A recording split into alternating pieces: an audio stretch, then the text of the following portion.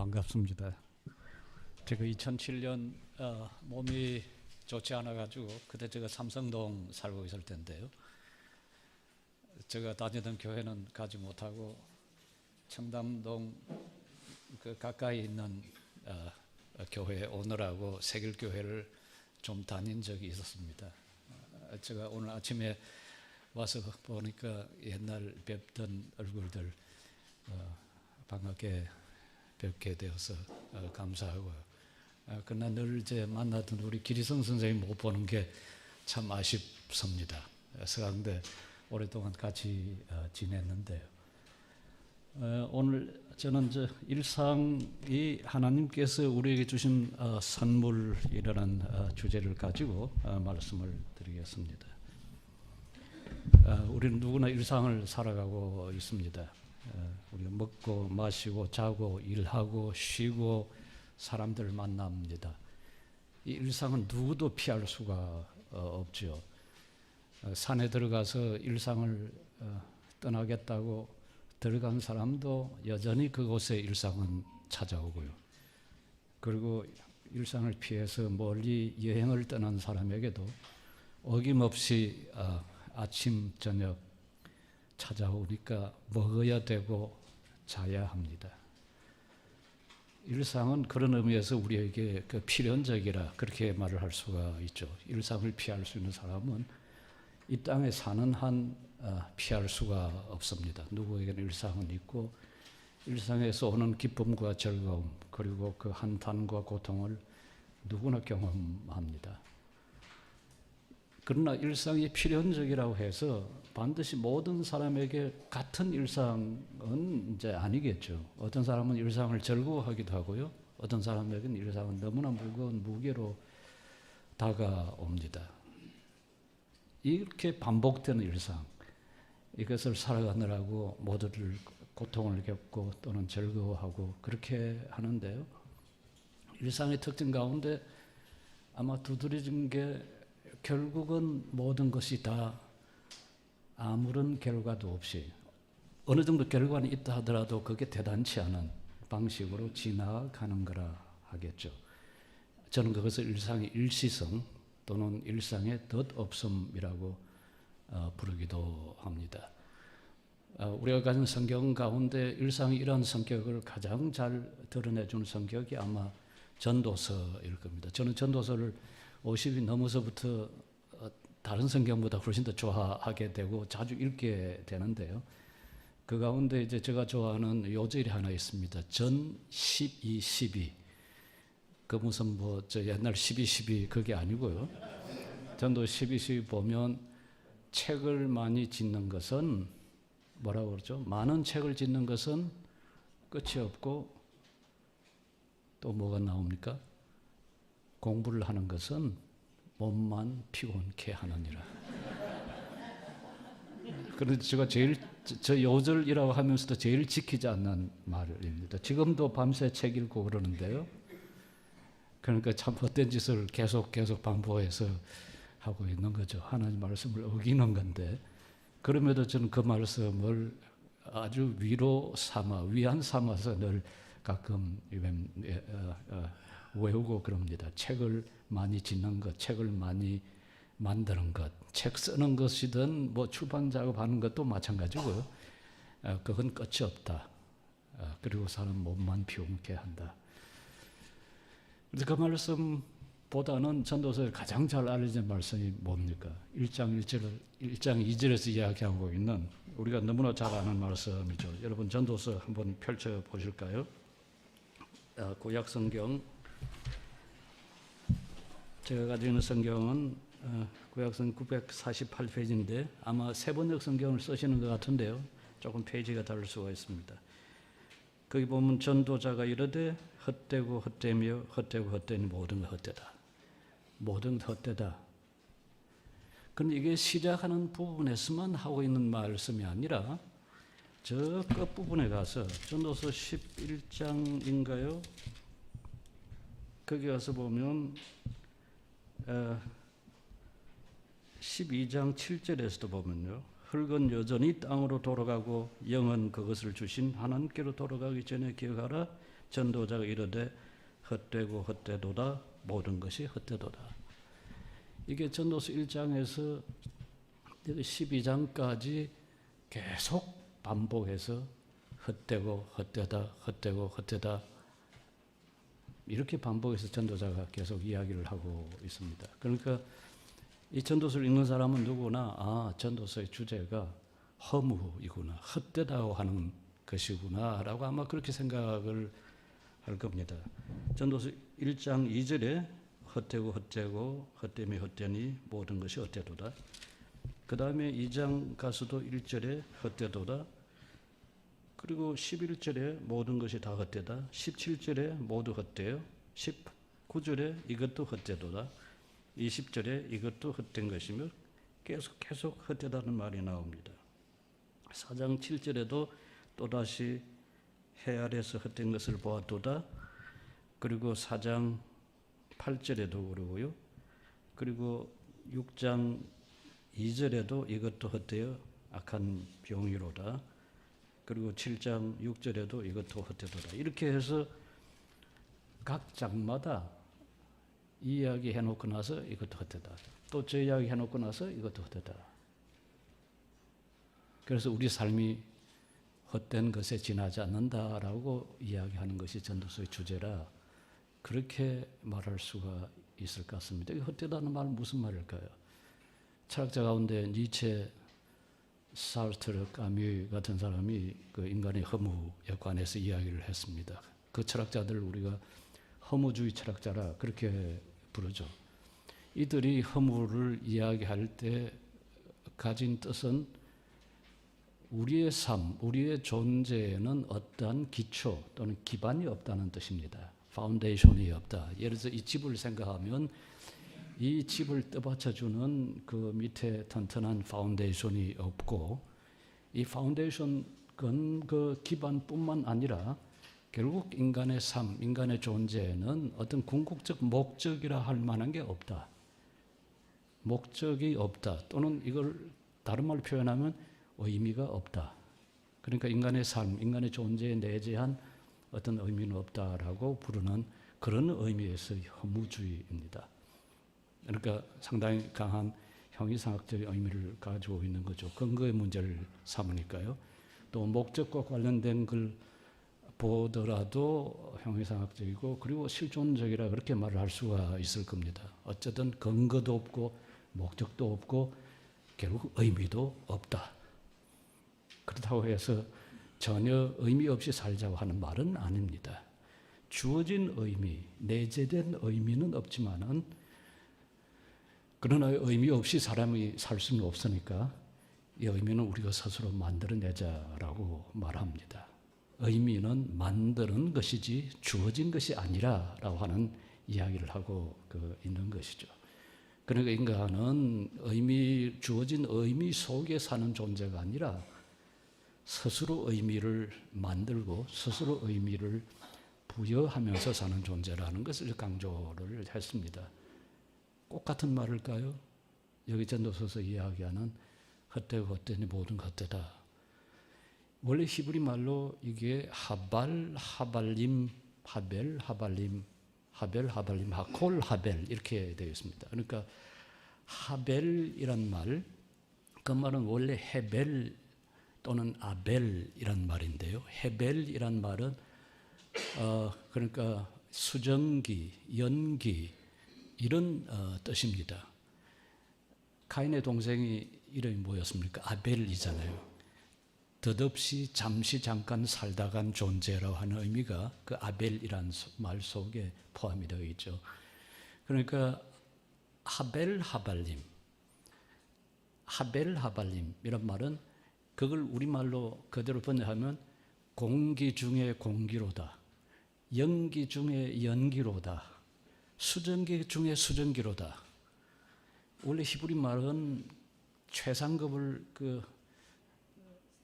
표현할 때 복수형을 사용합니다. 예를 들어서 아가서 영어로 Song of the Song 쓰잖아요. 그 song, 이런 쉴, 하슈림이라고 그러는데요. 그러니까 노래들 가운데 노래라. 그 말은 최고, 가장 좋은 노래라는 뜻이거든요. 그러니까 수증기 중에 수증기라, 연기 중에 연기로다, 안개 중에 안개로다 말은 모든 것이 아주 어떻게 표현할까요?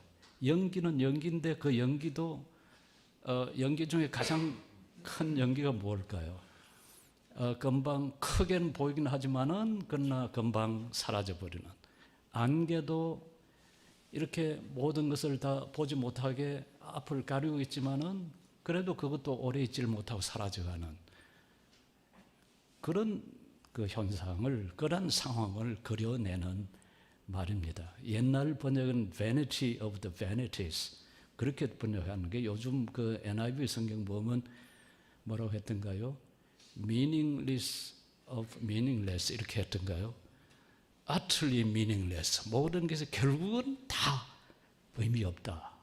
그런데 그때 의미가 제가 방금 말씀드린 것처럼 니체나 사르트르나 까미가 말한 그 의미, 그러니까 우리가 스스로 창조해야 될 그 의미와는 분명히 구별될 겁니다. 살아가는 사람들이 늘 말을 어렵게 할 줄 알잖아요. 쉬운 것도 어렵게 이제 표현을 하는데요. 조금 이걸 어렵게 한번 표현을 해보면, 전도서에서 말하는 그 헤벨, 여기에 이제 수증기, 전기, 모든 것이 수증기로다라고 하는 말은 존재론적으로 그게 어떤 존재냐 하는 것을 규정을 해낼 수가 없다라고 하는 말일 겁니다. 그러니까 존재하는 어떤 것, 그게 나무든 사람이든 뭐든 그게 정말 알맹이가 있냐, 어떤 substance가 있냐 하면 그거 없다라고 하는 말. 그러니까 어떤 것도 지속적으로 존재하면서 어떤 영구한 의미를 갖는 그런 것 없고, 잠시 잠깐 있긴 하지만은 마치 안개나 수증기가 있다가 사라져버린 것처럼 그렇게 어떤 영속적, 지속적 존재를 갖지 않는다라고 하는 의미로 이해할 수 있고요. 두 번째는 인식론적으로, 그러면 우리의 삶과 우리의 존재, 우리의 인생에 가는 길을 우리가 정말 알 수가 있느냐라고 묻는다면 그것도 알 수가 없다. 조금은 안다고 하지만은 그러나 궁극적으로 알 수가 없다. 세 번째, 가치론적으로 정말 그게 값이 있냐? 우리가 아이들 키우느라고 그렇게 잠자지 않고 애쓰고 한 것들, 그리고 논문 쓰느라고 이렇게 머리도 다 빠지고 이렇게 할 정도로 이렇게 한 그 노력들, 그게 정말 값지냐, 가치가 있냐? 그렇지 않다 라고 하는 이야기를 이 전도자는 하고 있다고 하겠습니다. 우리의 삶에 우리가 온갖 노력을 다 기울이고 온갖 정성을 다 한다고 하더라도 결국 덧없이 지나가는 것들, 있다가 없어지는 것들, 거기에 마음 두지 않는 게 좋다. 모든 것은 마치 바람을 잡는 것 같다. 그 하는 이야기를 전도사는 하고 있습니다. 그런데 우리가 이 전도서를 처음부터 12장까지 끝까지 읽어가는데 보면 한편으로는 끊임없이 헛되고 헛되다는 이야기하면서 또 다른 한편의 목소리가 계속 들려옵니다. 그러니까 주제음을 이야기하자면 헛되다는 주제음이 하나 있는가 하면 또 한편으로는 계속 다른 이야기를 하고 있어요. 그게 뭐냐 하면 오늘 읽은 그 본문 가운데도 나오는데요. 우선 그 앞에 그거 나오기 전에 먼저 2장 24절 말씀을 보시면, 사람이 먹고 마시며 수고하는 것보다 그의 마음을 더 기쁘게 하는 것은 없나니 내가 이것도 본즉 하나님의 손에서 나오는 것이로다. 그리고 다시 11장 3장 11절 가서 보면 3장 11절, 하나님이 모든 것을 지으시되 때를 따라 아름답게 하셨고 또 사람들에게는 영혼을 사모하는 마음을 주셨느니라. 그러나 하나님이 하시는 일의 시종을 사람으로 측량할 수 없게 하셔도다. 사람들이 사는 동안에 기뻐하며 선을 행하는 것보다 더 나은 것이 없는 줄을 내가 알았고, 사람마다 먹고 마시는 것과 수고함으로 낙을 누리는 것이 그것이 하나님의 선물인 줄도 또한 알았도다. 오늘 세번역 성경에는 이걸 하나님이 주신 은혜, 은총이란 말로 그렇게 번역을 했더군요. 그것이 하나님께 주신 은총이라는 걸 알았다. 22절 3장 그러므로 나는 사람이 자기 일에 즐거워하는 것보다 더 나은 것이 없음을 보았나니 이는 그것이 그의 몫이기 때문이라. 그리고 5장 18절 가서 보면 사람이 하나님께서 그에게 주신 바 그 일평생에 먹고 마시며 해 아래서 하는 모든 수고 중에서 낙을 보는 것이 선하고 아름다움을 내가 보았나니 그것이 그의 몫이라. 또한 어떤 사람에게든지 하나님이 재물과 부요를 그에게 주사 능히 누리게 하시며 제 몫을 받아 수고함으로 즐거워하게 하신 것은 하나님의 선물이라. 그리고 저 뒤에 가서 보면요, 8장 15절에 이에 내가 희락을 찬양하노니 이는 사람이 먹고 마시고 즐거워하는 것보다 더 나은 것이 이 해 아래는 없습니다. 하나님이 사람을 해 아래에서 살게 하신 날 동안 수고하는 일 중에 그러한 일이 그와 함께 있을 것이다. 9장 7절 너는 가서 기쁨으로 뇌 음식을 먹고 즐거운 마음으로 뇌 포도주를 마실지어다. 이는 하나님이 네가 하는 일들을 벌써 기쁘게 받으셨습니다. 조금 밑에 내려서 보면 네가 사랑하는 아내와 함께 즐겁게 살지어다. 그것이 네가 평생의 해 아래서 수고하고 얻은 내 몫이니라. 그리고 11장 8절 사람이 여러 해를 살면 항상 즐거워할지로다. 9절 청년이여 네 어린 때를 즐거워하며 내 청년의 날들을 마음에 기뻐하여 마음에 원하는 길들과 내 눈이 보는 대로 행하라. 그러나 하나님이 이 모든 일로 말미암아 너를 심판하시리라. 다른 목소리지 않습니까? 한편으로 허물을 이야기하면서 또 동시에 또 다른 쪽은 계속 먹고 마시는 일, 이만큼 즐거운 일 없고 이렇게 하나님께 주신 것을 그걸 누려라.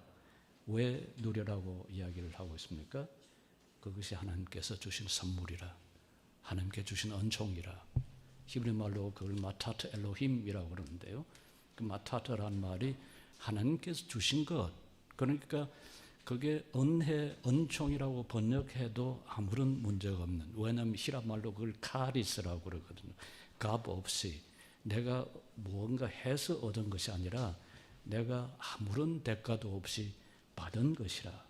그러니까 우리가 이렇게 먹고 마시고 잠자고 일하고 가족들과 함께 살고 하는 이 모든 것들이 하나님께서 주신 것이라. 그렇기 때문에 그 주신 선물을 누리고 그걸로 낙을 누리고 잘 살아라. 어떻게 보면 약 주고 병 주는 것 같죠. 한편으로는 까르페 디엠입니다. 나날을 즐거워하라. 우리가 주어진 난 하루하루를 즐거워하고 또 한편으로는 뭡니까? 메멘토 모리. 네가 죽을 존재임을 모든 것들이 다 사라져 없어걸 그 두 가지를 기억하라고 그 양쪽을 끊임없이 이야기하고 있습니다. 한번 생각해 보십시오. 우리가 가진 것 가운데 우리가 하는 것 가운데 또 우리가 먹는 것 가운데 우리 스스로 만들어낸 게 사실상 있는가? 여러분 오늘 아침에 다 식사하셨잖아요. 여러분 식사하신 거 뭘 하셨다 하더라도 그 가운데 여러분 자신에게서 나오는 게 뭐가 있었습니까? 우리가 먹는 음식 그게 쌀이 밥이든 빵이든 국이든 뭐든 물이든 우리가 만들어낸 거 있습니까? 아무것도 없습니다. 우리 몸에서 나오는 것이라고는 배설물밖에 없습니다. 땀이나 다른 배설물도. 물론 그렇게 말할 수 있겠죠. 우리가 일해서 사서 먹은 거 아니냐고. 그렇죠. 우리가 사서 먹었고 그러느라고 애써 일했죠. 그러지만은 만일 이 땅에서 우리가 쌀을 구할 수가 없고 이 땅에서 밀을 구할 수가 없다면 어떻게 밥을 지어 먹고 어떻게 빵을 만들어 먹겠습니까? 우리가 먹고 마시는 이 모든 것들 다 내 바깥에서 오는 것들입니다. 나에게서 나오는 것은 하나도 없습니다. 어디 먹는 것만 그럴까요? 우리가 이 옷 보십시오. 이거 제가 만든 거 아닙니다. 사긴 했죠. 그러지만은 만드는 사람의 우선은 배를 짰고요. 그리고 배를 가지고 이제 옷을 지었고요. 그게 시장의 유통구조를 통해서 우리에게까지 와서 그걸 사 입을 수가 있었던 겁니다. 생각하는 건 어떨까요? 저같이 공부하는 사람은 맨날 하고 있는 짓이 책 읽는 일인데요. 그거 제가 쓴 책 아니잖아요. 저는 제가 쓴 책 잘 읽질 않습니다. 읽어본 적이 별로 없는 것 같아요. 써놓고 나면 그냥 별로 읽질 않는데 맨날 읽고 있는 게 나무 책 읽고 앉아있거든. 만일 남들이 그 글을 쓰지 않았다면 나는 그 쓴 글과 함께 같이 생각을 해 나갈 수가 없습니다. 물론 생각은 내가 해야죠. 마찬가지입니다. 먹는 거 누가 먹습니까? 우리 자신이 먹어야죠. 배고픈 사람에게 배고프세요? 제가 대신 먹여줄게요. 제가 대신 먹어줄게요. 졸음이 오는 사람한테 졸음이 와요? 제가 대신 자줄게요. 그럴 수가 없습니다. 왜요? 자는 것도 내가 자야 하고요. 먹는 것도 내가 먹어야 합니다. 배고픈 사람한테 내가 먹을 걸 가져다 줄 수는 있어요. 잠자는 사람에게, 잠이 필요한 사람에게 너 불침번 써야 돼? 아니야. 내가 대신 써줄 때는 너가 자. 그럴 수는 있습니다. 그러지만은 먹는 것, 자는 것, 옷 입는 것 이거 다 내가 해야 돼요. 왜 그럴까요? 내 몸뚱이잖아요. 우리는 이거 피부를 통해서 나와 내가 구별이 되어 있습니다. 이걸 뛰어넘을 수가 없어요. 제가 한 4, 5년 전에 연세대 간호대학에 가서 거기 대학원 이상 학생들한테 한번 강의를 한 적이 있는데요. 거기 이제 어느 교수님이 영동 세브란스 그 유아 암병동에 일어난 그 사건에 관해서 이야기를 하는 걸 들었습니다. 밤 한 2시쯤 그 아이가 이제 암에 걸려서 왔는데 그 어머니가 빗자루를 이렇게 들고서 각설이 타령하면서 이제 노래를 부르고 그 한탄을 하는 일이 벌어졌대요. 그 어머니가 이제 하는 말이 저 애 암을 내한테 좀 가져왔으면 좋겠다. 그런 심정 우리 다 같이 이해할 수 있잖아요. 우리 어머니가 암으로 고생하거나 또 누가 암으로 고생, 차라리 내가 암이 걸렸으면 좋겠다. 그럴 수가 없어요. 가져올 수가 없어요. 마치 대신 먹어줄 수도 없고 대신 잠자줄 수도 없는 것과 마찬가지죠. 이렇게 각각 우리는 개별적 존재로 떨어져 있습니다. 이 떨어진 존재이면서도 그럼에도 끊임없이 바깥 것을, 우리 바깥에서 오는 것을 흡수하지 않고서는 살 수가 없습니다. 그렇게 보면 우리는 굉장히 타자 의존적 존재입니다. 아까도 제가 몇 번 이야기했지만 물론 내가 해야죠. 내가 먹어야 하고 입어야 하고 일해야 하지만은 아무리 내가 일한다고, 아무리 내가 노력한다고 그렇게 해봐야 어느 정도 한계에 부딪히고 맙니다. 우리가 이렇게 살아갈 수 있는 것은 타자 없이, 타자가 나한테 베풀어준 그 은혜 없이, 결국은 궁극적으로 가장 큰 타자이신 하나님께서 우리에게 주신 선물 없이 우리가 살아갈 수가 없습니다. 이것을 누리는 것, 이 땅에 살아있는 모든 것들에 누릴 권리가 있고 하나님께서 누릴 권리를 주셨죠. 그런데 왜 특별히 예수 믿는 사람들 보고 이걸 알아라 하고 그렇게 이야기를 할까요? 특별해서가 아니라 저는 예수 믿는다 믿지 않는다라고 하는 것이 다만 이게 하나님께서 오신 선물인 줄 알고 그렇게 살아가는가, 아니면 내 스스로가 만들어서 내가 내 힘으로 살아간다고 생각하는가, 저는 그 얇은 마치 종이 한쪽 이 뒷 같은 그런 차이가 있지 않나 생각합니다. 우리가 믿음을 가진다는 것은 나한테 주어진 이 모든 삶이 하나님께 주신 선물이고 이 선물로 내가 살아간다. 내 것은 아무것도 없다. 그래서 모든 게 하나님의 은혜라, 하나님께서 거저 주신 것이라 우리가 그렇게 이야기를 하지 않습니까? 이제 여기서 우리 한번 물어볼 수가 있습니다. 우리의 삶을, 우리의 일상을 하나님의 선물로 우리가 받아들인다면, 그렇게 이해한다면 우리에게 마땅히 기대할 수 있는 태도는 무엇일까? 선물로 받은 사람이 만일 아이가 선물 받았다면 어떻게 합니까? 첫 번째 태도가 뭐겠습니까? 감사하겠죠. 고맙습니다. 고맙습니다. 그러니까 우리의 삶을 지탱해 주는 가장 밑바닥에는 감사라고 하는 생각입니다. 물론 신뢰도 중요하죠. 지금 이 순간에 우리가 신뢰하지 않다면 이게 금방 무너질 거라면 우리가 앉을 수가 없겠죠. 기본적으로 신뢰이긴 하지만은 또 다른 하나의 정감은 아마 감사라고 할 수 있을 텐데요. 그 다음에 감사에서 우러난 태도가 뭘까요?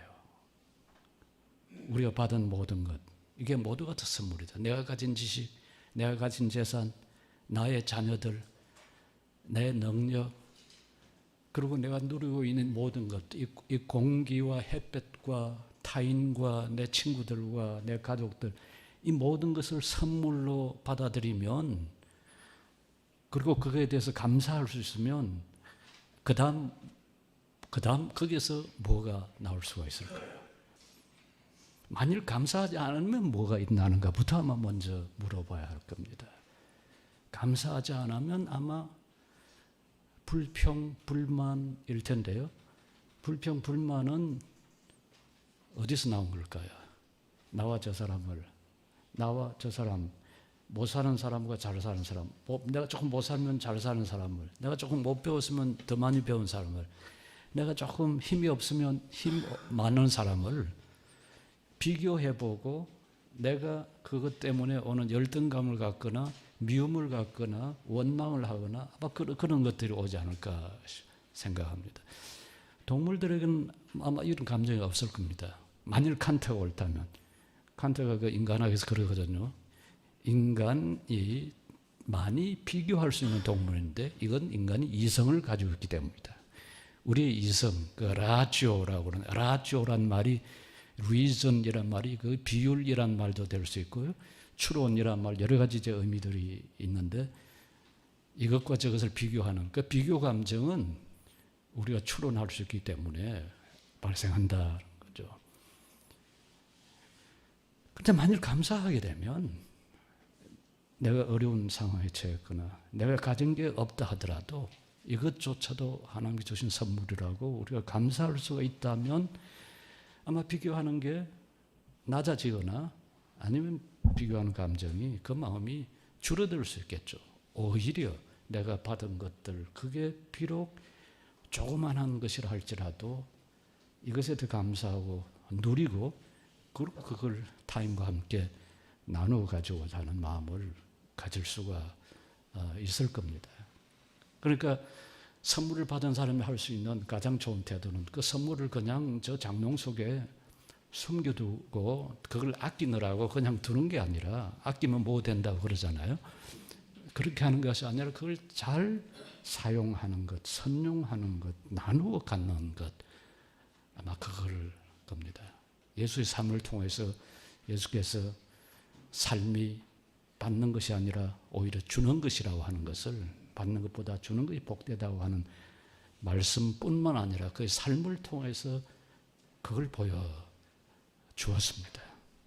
그러니까 우리의 삶을 우리가 누리고 즐길 그런, 글쎄 그걸 권리라고 말하기는 좀 심하긴 하지만은 그래도 우리는 태어났다면 우리의 주신 삶을 선물로 누리고 즐길 권리가 있습니다.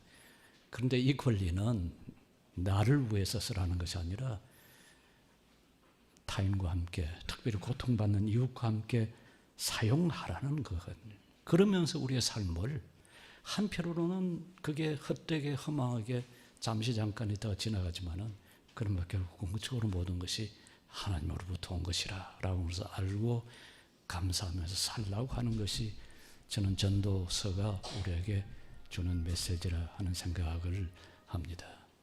우리 교회 전통을 보면 이 전도서를 보는 데는 두 가지 관점이 있었습니다.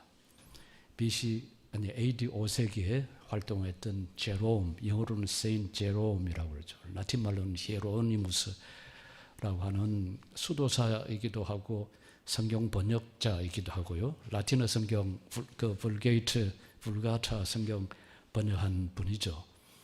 그분이 이제 전도서를 이해할 때 기본적 그 흐름이 뭐냐면 세상에 대한 멸시, contemptus mundi라고 부릅니다. 세상에 대한 멸시, 그리고 프로니힐로 for nothing, 결국 아무것도 아니라고 하는 이것으로부터 출발해서 우리가 이 땅을 살아간다라고 해석했고, 그것이 중세 천년의 이 전도 해석의 역사를 지배했더랬습니다. 거기에 대해서 반기를 들고 나온 사람이 마틴 루터입니다. 1526년에 루터의 그 전도서 강의를 보면 루터가 주장한 겁니다. 먹고 마시면서 낙을 누리는 것, 이것이 하나님께 주신 선물이라고 하는 게 전도서의 핵심이라, 전도서의 정신이라. 어떻게 보면 양쪽 극단이라 할 수 있습니다. 하나는 철저한 비관주의고요, 하나는 철저한 이 세계에 대한 낙관주의라고 말을 할 수가 있겠죠. 아마 비관이나 낙관 이 양쪽이 아니라, 물론 기본적으로는 저도 마틴 루터의 그 말에 동의를 하지만은, 그렇다고 해서 우리의 삶의 이 일시성이나 허무하게 지나간다고 하는 게 없어지는 건 아닙니다. 이 두 개는 여전히 남아 있습니다. 그래서 저는 이 교회 전통의 두 전통을 이드와로 하나를 선택할 게 아니라 both and로 두 가지를 거머쥐되, 결국 그 가운데 이걸 만일 날개에 비유하면 가운데 몸통 역할은 여기 쭉 성경에 보면 여러 차례 나오는, 보십시오. 12장 제일 마지막에 봐서 보면 전도 12장 13절, 일의 결국을 다 들었으니 하나님을 경외하고 그의 명령들을 지킬지어다. 이것이 모든 사람의 본분입니다. 하나님을 경외하고, 여기에 포함은 시키지 않았지만 늘 뒤따르는 말이 하나님을 경외하고 이웃을 사랑하라. 하나님을 경외하고 이웃을 사랑하는 것이 우리의 삶의 몸통의 역할을 하는. 그런데 지금 이 표현은 그 앞에도 하나님에 대한 경외에 대한 것은 가령 3장 14절 보면 그의 앞에서 경외하게 하려 하심인 줄 아노라. 그리고 조금 넘어가서 5장 7절, 너는 하나님을 경외할지어다. 7장 18절, 하나님을 경외하는 자는 이 모든 일에서 벗어날 것입니다. 그리고 8장 13절, 이는 하나님을 경외하지 아니함이라. 그리고 이제 9장 12장 13절 가서 하나님을 경외하고 그의 명령들, 그 가운데서 이웃을 사랑하라는 이 명령을 지키는 것이 사람의 본분이라 하는 것을, 이 말씀을 잘 보여줍니다. 우리가 하고 있는 일에 대해서 크게 의미를 부여하지 않으면서도, 그럼에도 불구하고 우리에게 주어져 있는, 우리가 가진 것들이 하나님의 선물인 줄 알고 감사하고, 그리고 그것을 누리고 즐거워하되 나만을 위해 살지 않고 이웃을 위해서 타자를 위한 그 삶을 살아라고 하는 것이 오늘 이 전도서의 가르침이라, 그렇게 말할 수가 있겠습니다.